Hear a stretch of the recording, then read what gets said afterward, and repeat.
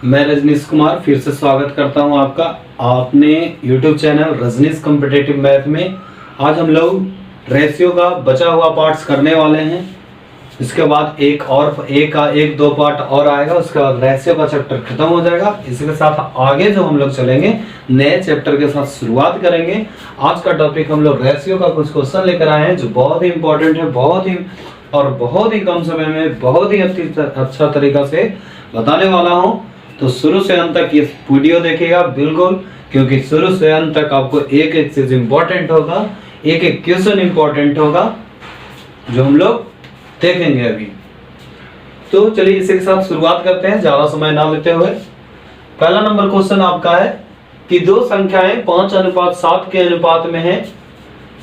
प्रत्येक संख्या में 40 घटाने पर संख्याओं का अनुपात 17:27 हो जाता है, तो संख्याओं का अंतर क्या है?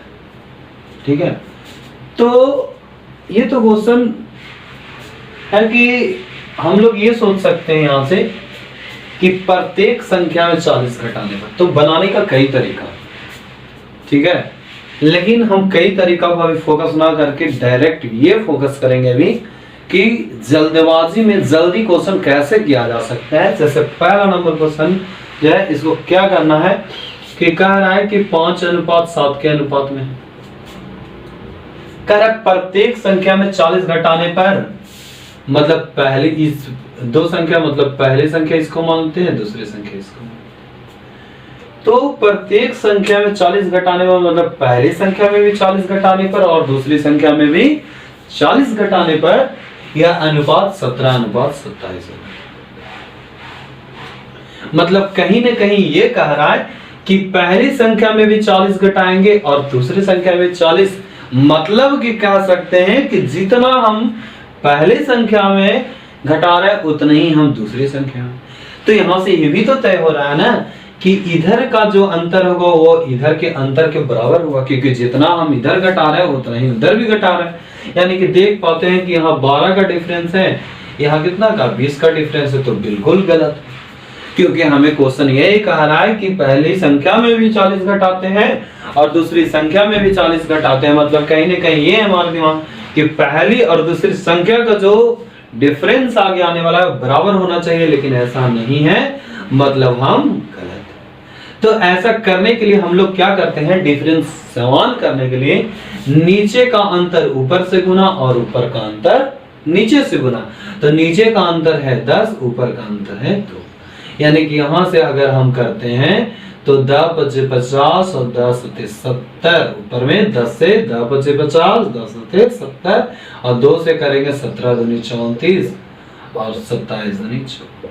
अब देखिए तो दोनों में डिफरेंस कितना का है, 16 का, यहाँ भी। अब डिफरेंस बराबर हो गया, यानी कि अब यहाँ से हम कह सकते हैं कि हाँ यहाँ पे जितना इधर कमी हुआ होगा उतना ही इधर भी कमी हुआ होगा। यानी कि आप यहाँ से कह सकते हैं कि क्वेश्चन में बोल रहा है कि 40 का कमी हुआ है, हमारे हिसाब से कितना कमी, 16 कमी, दोनों का अंतर। अब ये क्वेश्चन हम लोग ने यहाँ से अब कहानी खत्म हो गई। क्यों? क्योंकि ये तो गलत रेशियो था ना। अब सही रेशियो कौन सा हुआ ये, तो दोनों का अंतर कितना है, 20।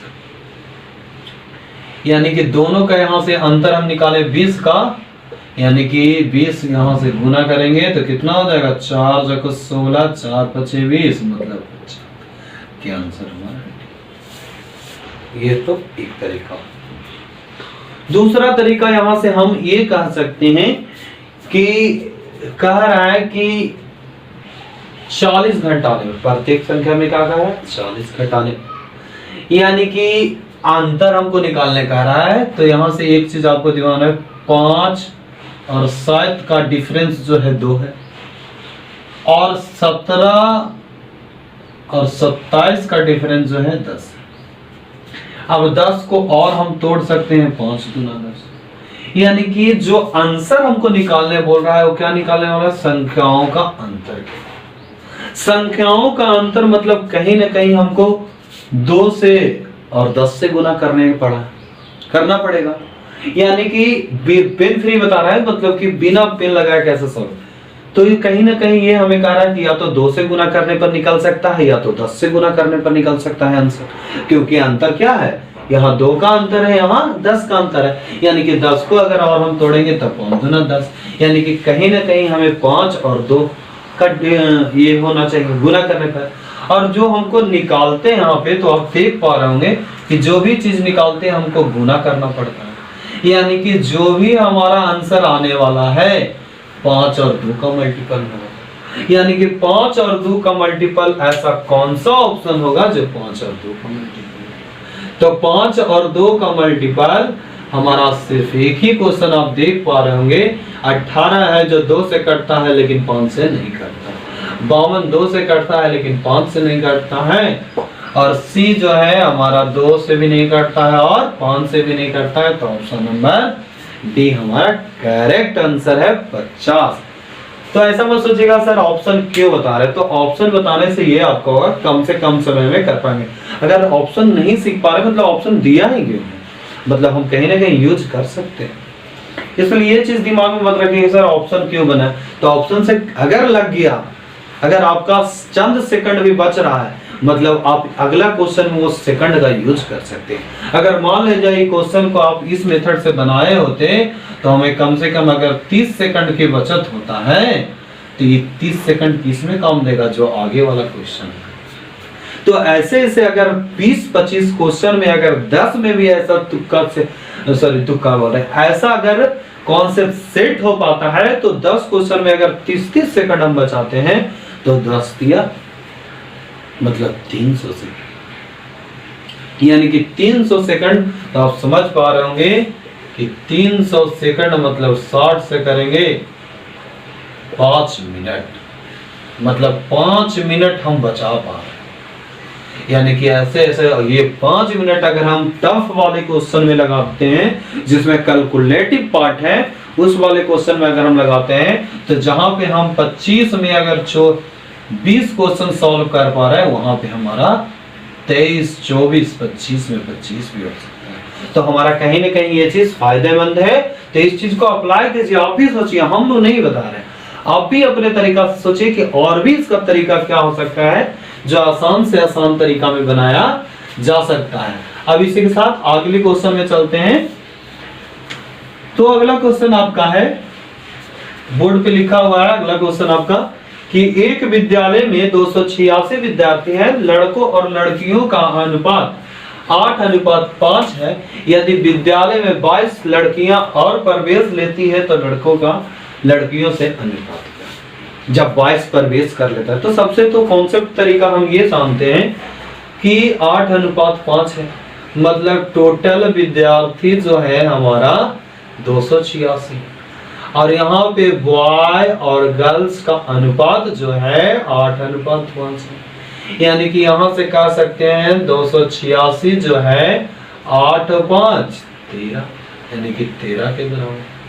अगर हम 8 से गुना करते हैं तब गर्ल बॉय निकल जाएगा, और अगर 5 से गुना करते हैं तो गर्ल्स निकल जाएगा। यहाँ 13 दूनी 26 और 13 दूनी 26 और 8 दूनी 16 1 8 दूनी 16 1 17 176, यानी कि 176 जो हमारा आता है वो बॉयज का आता है और गर्ल्स का आता है 22 दिया 5 दूनी 10 और 5 दूनी 10 1 11 110।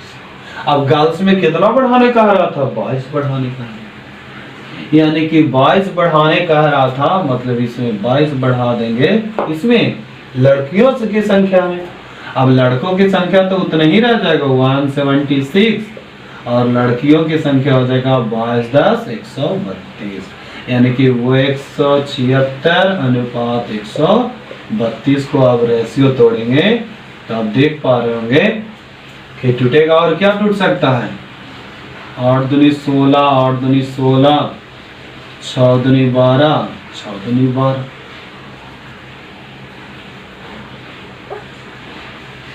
8 दूनी 16 6 दूनी 12, यानी कि 22 6 को 88 22 दिया 86, यानी कि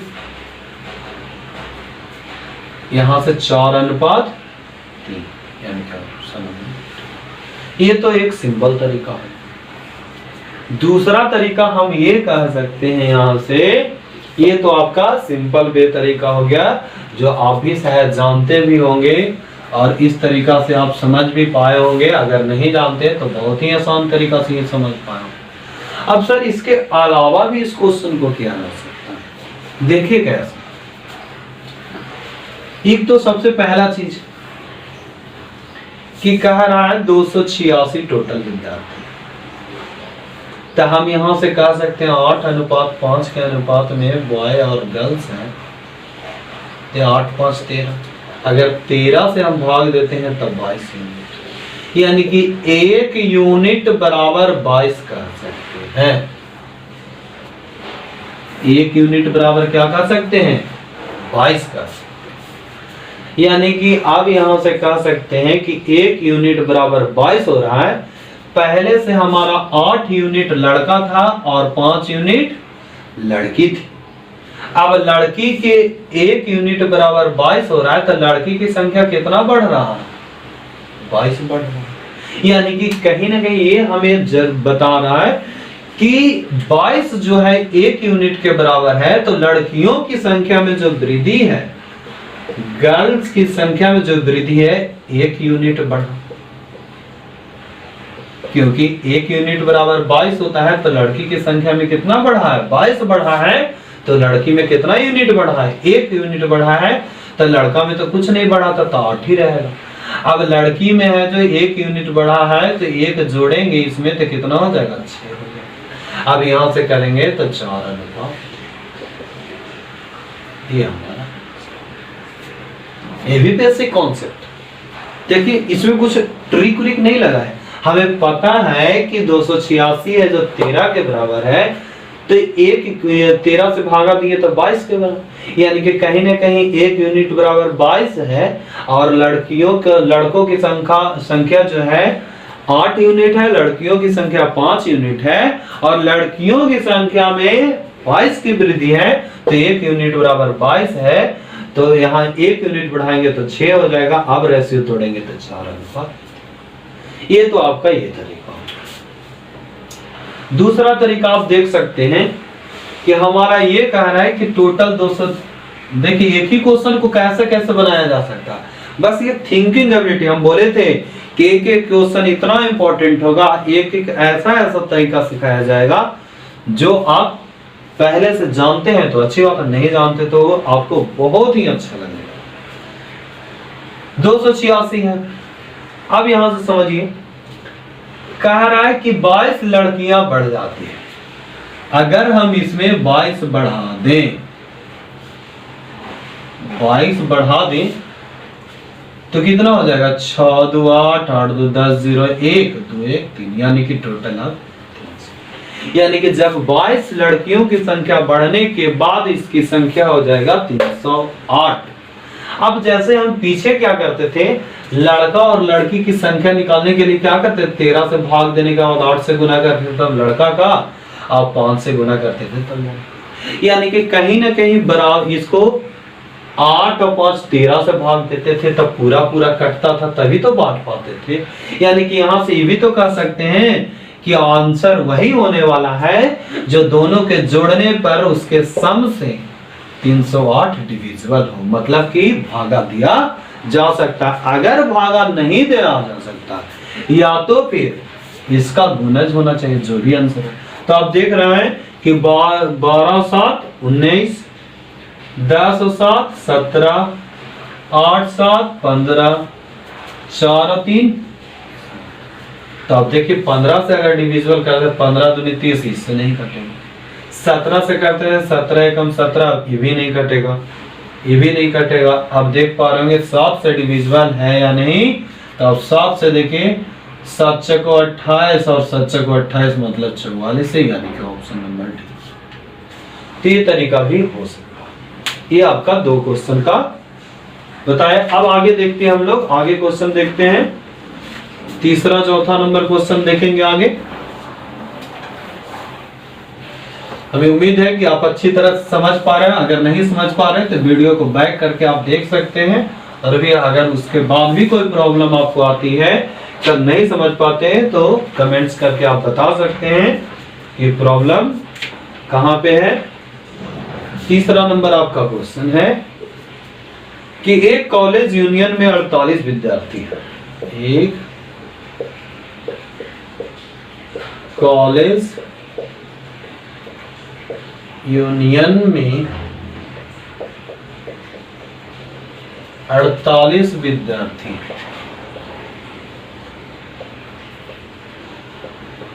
48 विद्यार्थी जिसमें लड़के तथा लड़कियों का अनुपात, जिसमें लड़के तथा लड़कियों का अनुपात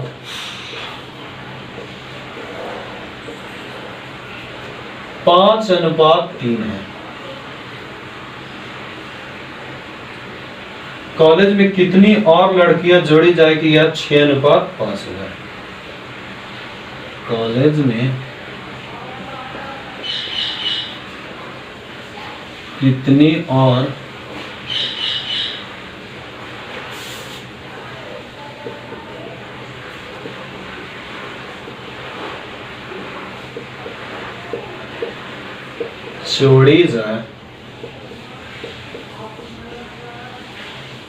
जोड़ी जाए कि अनुपात 6:5 हो जाए।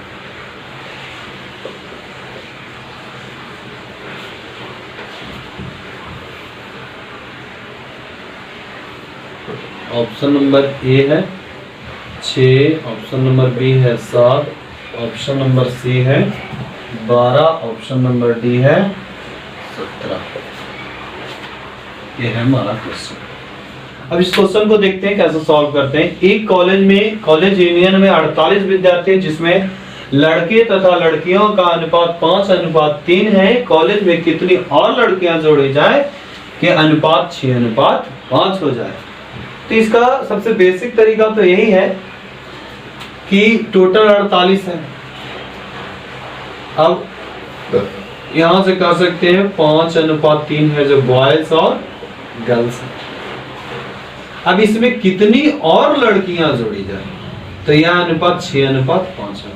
तो एक चीज आप देख पा रहे होंगे, कितनी और लड़कियां जोड़ी जाए, लड़के नहीं लड़कियां।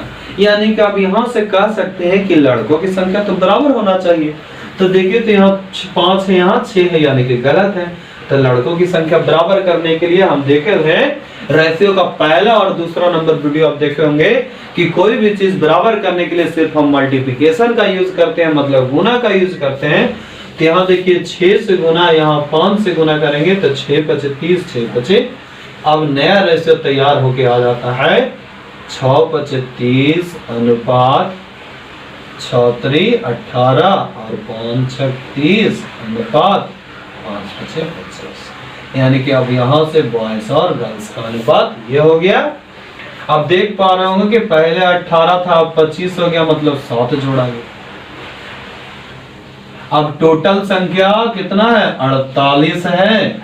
और 48 से जो 30 और 18 48 के बराबर। यहाँ भी तो टोटल संख्या 48 है। यानी कि अब 48 को 48 से भागा, कितना संख्या बढ़ा 7, यानी कि कैंसिल। टोटल कितना संख्या 7। अगर लड़कियों की संख्या बढ़ा दिया जाए तब हमारा जो यह अनुपात बन जाता है 6:5 बन जाता। अब ये तो एक तरीका ये हो गया। दूसरा तरीका हम ये कह सकते हैं कि हमें पता है कि 48 है जो 5, 3, 8 के बराबर। अगर क्योंकि हम देख पा रहे हैं कि बॉयज और गर्ल्स का यहाँ तो 8, 6 का 48, अगर 5 से गुना करेंगे तो लड़का और 3 से गुना करेंगे तो लड़की, यानी कि 6×5 = 30 और 5×3 = 15।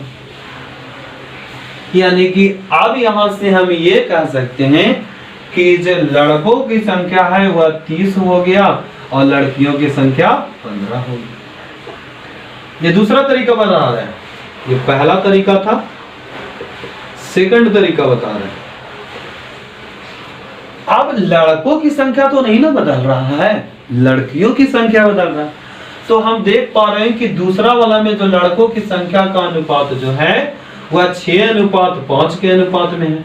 मतलब यहाँ जो लड़का का संख्या तो बदल नहीं रहा था, यानी कि 30 है जो 6 के बराबर होगा। अगर हम 5 से गुना कर दें तो लड़कियों की संख्या निकल जाए, यानी कि 6 25 30, 5 25 25। यानी कि पहले आप देख पा रहे होंगे कि 15 लड़की थी, अब लड़कियों की संख्या 25 हो गया। मतलब कितना बढ़ा? 7 बढ़ा। यानी कि ये दूसरा तरीका। तीसरा तरीका क्या होगा वो समझिएगा। तीसरा तरीका क्या हो सकता है? तीसरा तरीका में आप देख पा रहे होंगे कि तीसरा तरीका हमारा क्या है कि 48 है जो 5 तो 3, ये 48 टोटल संख्या। बॉय जो गर्ल्स का 5:3 है, मतलब 5 और 3 8 से डिविजिबल।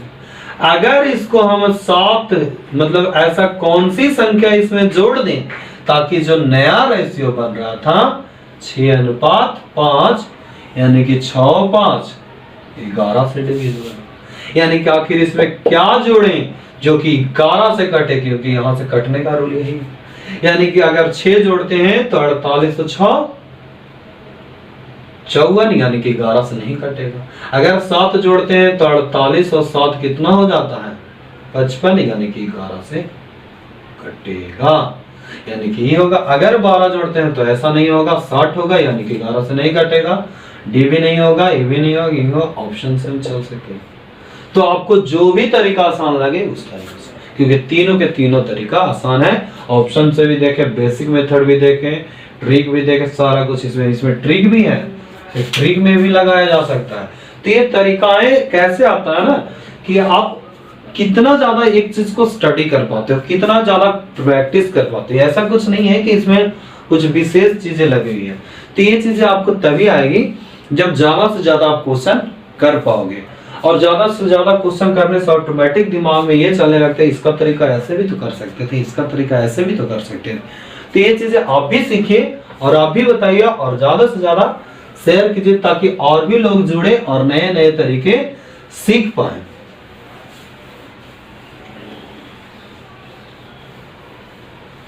तो अगला क्वेश्चन इसी के साथ देखते हैं। 4 नंबर क्वेश्चन। एक एक क्वेश्चन इंपॉर्टेंट है तो एक एक क्वेश्चन देखते रहिएगा, एक एक क्वेश्चन इंपॉर्टेंट होने वाला है। 4 नंबर क्वेश्चन देखते हैं। यहां से ए और बी के मासिक आय का अनुपात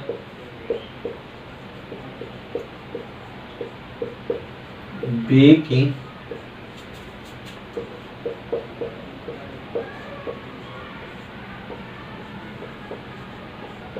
आय का अनुपात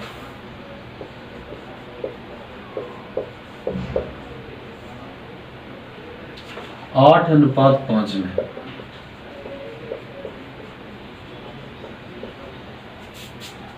जबकि उनके खर्च का अनुपात उनके खर्च का अनुपात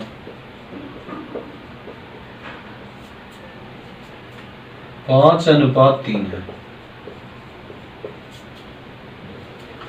यदि वे 12,000 तथा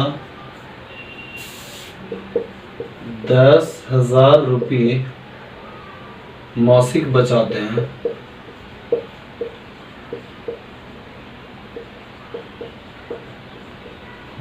हैं, उनकी आय की अंतर क्या है? उनके आय का अंतर क्या है?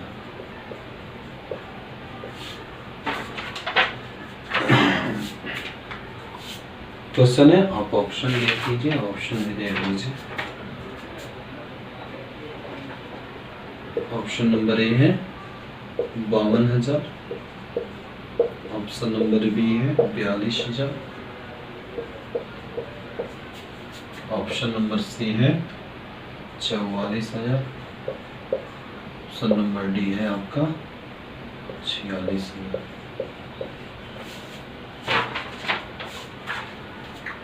तो ये आपका क्वेश्चन है। अब देखिए इसको कैसे सॉल्व करते। कहा है क्वेश्चन ए और बी की मासिक आय का अनुपात 8:5 में है, जबकि उनके खर्च का अनुपात 5:3 में है। यदि वे 12,000 तथा 10,000 की मासिक बचत करते हैं तो उनमें आय का अंतर क्या है। तो सबसे बेसिक तरीका जो फर्स्ट तरीका है, आप ये जानते भी होंगे कि अगर हम मान लेते हैं कि 5x आय है ए का और 3x जो है हमारा y का है, जिसमें अगर 12,000 और इसमें 10,000 कर दें तब यह 5:3 का होगा। तो ये क्या हुआ, आय में से बचत घटाएंगे तब खर्च निकलेगा। आय है, बचत है, खर्च, ये तरीका हुआ। अब यहां से x का वैल्यू निकाल लेंगे और दोनों का अंतर है, मतलब कि 5x में से 3x जाएगा, यानी कि 2x का वैल्यू, x का वैल्यू निकल जाएगा तब 2x का वैल्यू निकाल लेंगे। तो ये x का तरीका आप नहीं सीखे तो ज्यादा बेटर रहेगा, हम ये बता दिए पहला तरीका। सेकंड तरीका ये है इसमें कि इस वाले क्वेश्चन को और कैसे कर सकते हैं, ट्रिक के माध्यम से। सबसे पहले तो हम जैसे क्वेश्चन है वैसे लिखते हैं, 8:5, 5:3 और हमारा बचत कितना करता है 12,000 और 10। यहां तक लिखने में तो किसी को कोई तकलीफ नहीं होगा। आय लिखे हैं, खर्च लिखे हैं और ये बचत है, यहां तक में तो किसी को कोई तकलीफ नहीं होगा। ठीक है, अब क्या करना है, इसको इससे गुना, इसको इससे गुना और इसको इससे गुना और इसको इससे गुना। देखिए 5 पचे 25, 8 तिहाई 24, डिफरेंस कितना 1। 10 पचे 50,000, 12 तिहाई 36,000। 50 में से 36,000 जाएगा तो कितना 14।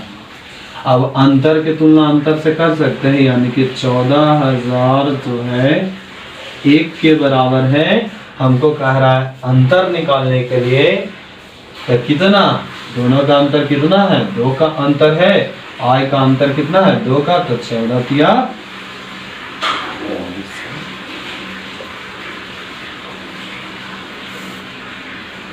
ये तो आपका क्रॉस ट्रिक, क्रॉस ट्रिक। सबसे कम समय में क्वेश्चन को देखिए और कैसे किया जा सकता है। देखिए ए बी का अंतर, आय का अंतर बोल रहा है, सॉरी दोस्तों, 5 और 3 का डिफरेंस है 14 तिया 42,000 होगा। ठीक है, 14 तिया 42,000 होगा। ये हम गलत किए, इसके लिए सॉरी, बट उससे कोई दिक्कत नहीं, तरीकाएं सही है, बाकी नंबरिंग लिखने में गलत हुआ है, इससे कोई फर्क नहीं पड़ता है। आगे देखिए, देखते हैं क्या कि जब कहा अंतर हमारा 3 का है, मतलब हम पीछे से जानते आ रहे हैं कि आंसर जो आने वाला है वो हमारा 3 का मल्टीपल में होगा, क्योंकि जब तक हम 3 से नहीं गुना करेंगे जब तक आय का अंतर नहीं निकलेगा। अब आय का अंतर निकालने के लिए 3 का मल्टीपल होना चाहिए, क्या 52,000 है 3 का मल्टीपल? बिल्कुल नहीं। 44,000 है? नहीं है। 46,000 है? नहीं है। यानी कि कौन सा ऑप्शन है? सिर्फ ऑप्शन बी। तो ये लॉजिक भी आप यूज कीजिए, क्योंकि अगर ऐसा लॉजिक यूज नहीं कीजिएगा तो पता लगेगा कि आप ये सिंपल तरीका से बनाइएगा, कोई लॉजिक यूज किया तो आपसे कम समय में ज्यादा क्वेश्चन कर पाएगा। तो ये तरीका है, आप अप्लाई करते रहिए। इसके साथ अगला क्वेश्चन में हम लोग चलते हैं।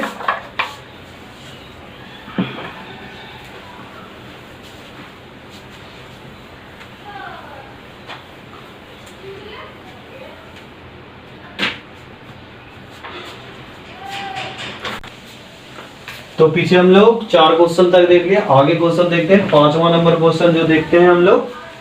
5वां नंबर क्वेश्चन आपका कह रहा है कि 3 कक्षाओं में विद्यार्थियों का अनुपात 2:3:4 के है। यदि प्रत्येक कक्षा में 12 विद्यार्थी बढ़ा दिया जाए तो अनुपात 8:11:14 हो जाता है। तो तीनों कक्षाओं में प्रारंभ में कुल कितने विद्यार्थी थे? एक तो तरीका है कि सिंपल, कि जैसे पहले प्रत्येक में 2 अनुपात दे रहा था, अब यहाँ पे आ गया क्या 3 अनुपात आ गया। पीछे वाला क्वेश्चन में देख रहे थे सिर्फ 2 ही अनुपात दे रहा था। अब यहाँ से देखते क्वेश्चन नंबर 1, 2 और 3, यानी कि 2:3:4।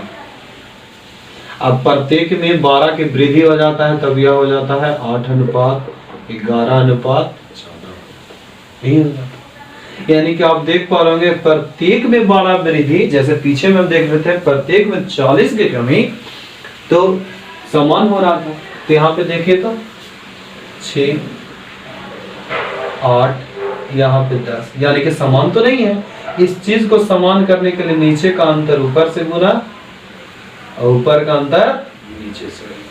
अब यहाँ से करेंगे 3 से 3 दूना 6, 3 3 9, 3 6 12, यहाँ से करेंगे 8, 8 11 और 14। अब देखिए तो डिफरेंस सेम हो गया, 2 का। क्वेश्चन में कितना बोल रहा था 12 का। जो पीछे क्वेश्चन ऐसा किए हैं, बस इसमें डिफरेंस यही है कि यहाँ 3 के अनुपात में है। पीछे वाला क्वेश्चन जो किए थे हमारा सिर्फ 2 के अनुपात में था। तो यहाँ पे देखते हैं यह 2 के बराबर हो जाएगा। अब जिसका कह रहा आरंभ में कितने, तो 12, 8 20 और 1 21, 21 6 27,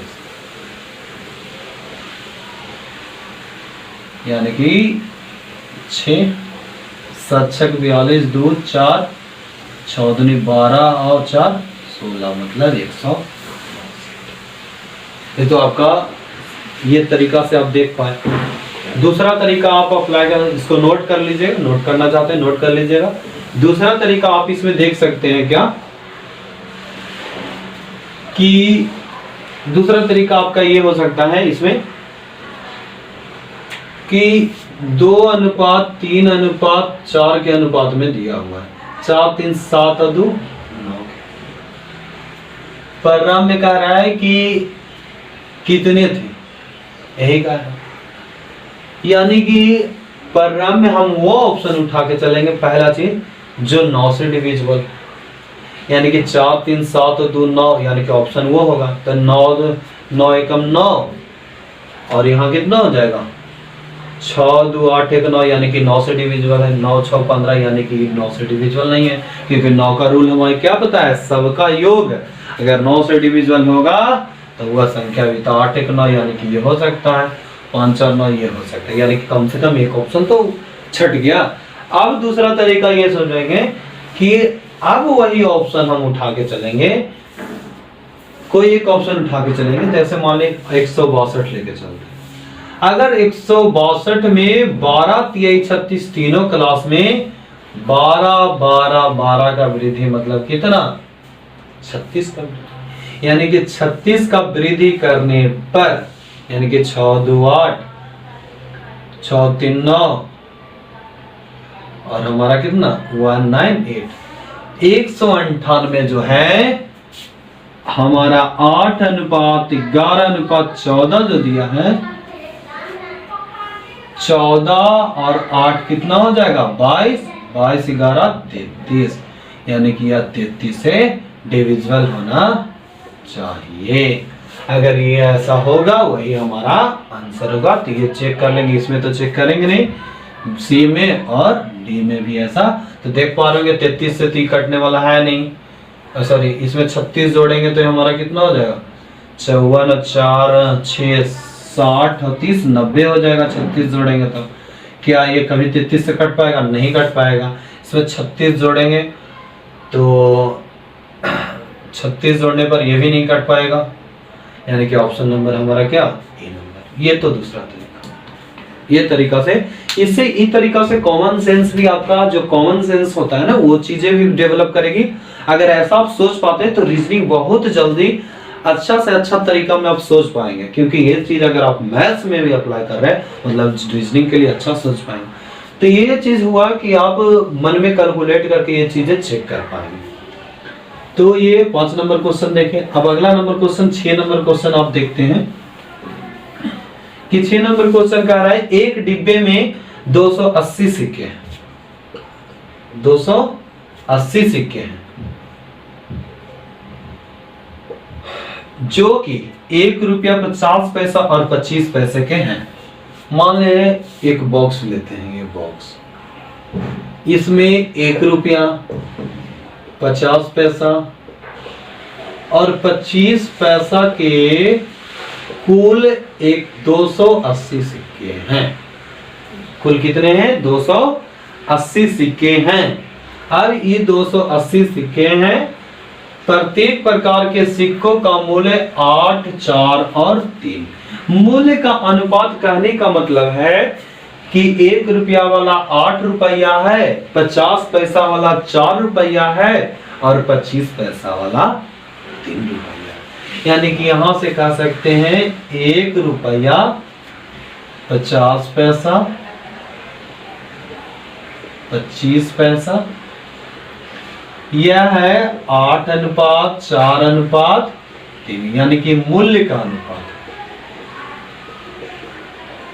क्या है? मूल्य का अनुपात। अब सिक्का हमको निकालने क्या कह रहा है? 50 पैसे की सिक्कों की संख्या। तो पहले सिक्का का अनुपात निकालेंगे तभी तो निकाल पाएंगे। तो सबसे पहले मूल्य का अनुपात दिया है, मतलब कि 1 रुपया वाला सिक्का जो है 8 रुपया, तो 8 रुपया में 1 रुपया वाला कितना सिक्का? 8 सिक्का। 4 रुपया में 50 पैसा वाला कितना सिक्का? 8 सिक्का, क्योंकि 1 रुपया में 2 सिक्का 50 पैसा वाला, तो 4 रुपया में 8 सिक्का। उसी तरह से 1 रुपया में 25 पैसा वाला 4 सिक्का, तो 3 रुपया में कितना? 12 सिक्का। अब टोटल करेंगे तब 12, 8, 20 और 8, 28। टोटल सिक्का की कितना हो गया संख्या? 28। यहाँ कितना कह रहा था टोटल सिक्का की संख्या? तो 50 पैसा वाला सिक्का की संख्या कह रहा है, तो 8 से गुना कर देंगे, क्योंकि 50 पैसा वाला सिक्का की संख्या कितना? 8। कैंसिल हो जाएगा, मतलब कितना सिक्का? ये हो गया रुपया पैसा। अब इसमें एक क्वेश्चन आपका आता है कि मूल्य पूछ देगा। अभी तो सिक्का का वैल्यू पूछ रहा था, अब इसके बाद क्या पूछ देगा? मूल्य पूछ देगा। जैसे देखते हैं क्वेश्चन, अभी मूल्य वाला एक क्वेश्चन देखते हैं, क्लियर हो जाएगा।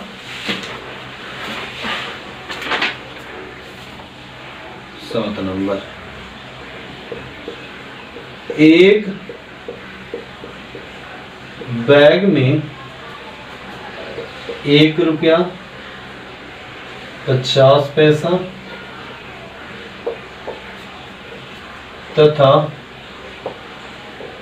25 पैसा के 175 सिक्के के 175 सिक्के हैं।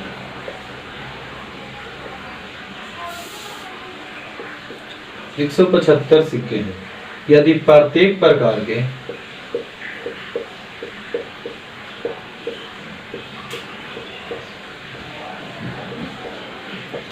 के सिक्कों की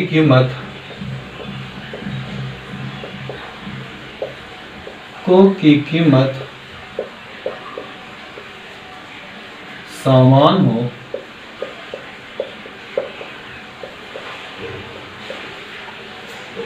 तो बैग में कुल कितना धन है?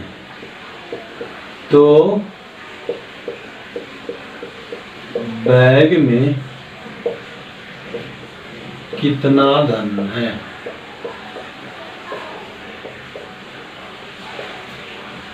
ऑप्शन नंबर ए है 75 रुपया, ऑप्शन नंबर बी है 175 रुपया, ऑप्शन नंबर सी है 300 रुपया, ऑप्शन नंबर डी है 125 रुपया।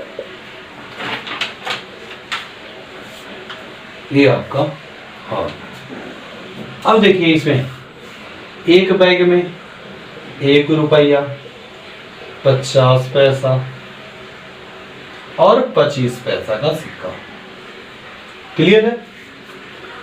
कुल 175 सिक्के हैं। यदि प्रत्येक प्रकार के कीमत समान हो, प्रत्येक प्रकार के सिक्के की कीमत, तो मतलब एक कीमत मतलब मूल्य, यानी कि ये भी मान के चलते समान मतलब 1 भी मान सकते हैं, 2 भी मान सकते हैं, 3 भी मान सकते हैं, 4 भी। तो अब हम पहला वाला 1 रुपया वाला 1 है, ये भी 1 रुपया है, ये भी 1 रुपया है। हम एक एक इसलिए माने जिससे कैलकुलेशन हमारा ज्यादा आसान हो जाएगा। तो हम लोग यहां से देखते हैं, कह रहा है कि एक तीनों के सिक्का का मूल्य कीमत का जो अनुपात है वह समान है। मतलब एक ये भी होगा तो एक ये भी होगा, ये भी होगा। अब यहां से हम लोग सिक्का का अनुपात निकालते हैं। अब सिक्का का अनुपात कैसे निकलेगा? तो 1 रुपया के सिक्का जो है 1 रुपया में 1 सिक्का होगा, 50 पैसा वाला 1 रुपया में 2 सिक्का होगा, और 25 पैसा वाला 1 रुपया में 4 सिक्का होगा। यानी कि 4 2 6 1 टोटल 7 सिक्का। कि यहाँ टोटल कितना सिक्का है? 175 सिक्का है, जो 7 के बराबर होगा। हमको कह रहा है कुल कितना धन है, तो कुल धन कितना है? कुल धन 2.5 पसेरी। यहाँ कुल धन कितना हो जाएगा? 3, यानी कि कुल धन 2.5 पसेरी। तो यहाँ पे कह देंगे कुल धन कितना पसेरी? 3 पसेरी। यानी कि यहाँ 3 से 7 दूना 14, 7 पचे 35, 25 तिहाई 75 रुपया टोटल होगा। इसका ट्रिक भी है, ये चीज आप मान के चलेगा, यहाँ से इमेजिन करना होगा। अगर 75 रुपया टोटल धन है तो मान के चलना होगा 1 1 3 के बराबर होगा।